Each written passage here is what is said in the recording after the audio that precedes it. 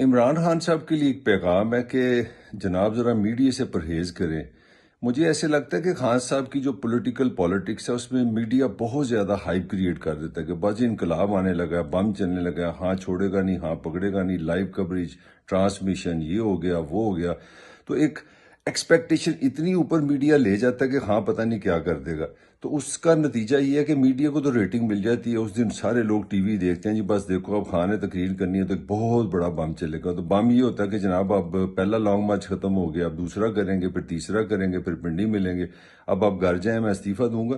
तो उससे फिर एक डीमोरलाइज लोगों में एक फीलिंग आती है, लोग कहते हैं यार मज़ा नहीं आया। वो जो पंजाबी माइंड है कि यार वो हीरो आ गया, वो अपना सुल्तान ही आ गया, गंडासा लेकर ठा ठा करेगा, तो ठा ठा फिर होती नहीं है। तो मेरा ख्याल है कि अगर हाँ सब इस मीडिया से थोड़ी सी परहेज करें, ज़रा उसका कम यूज़ करें या उसको अपना कम इस्तेमाल करने दें, तो उनके लिए ज़्यादा बेहतर होगा, क्योंकि वो पॉपुलर लीडर हैं, लोग उनके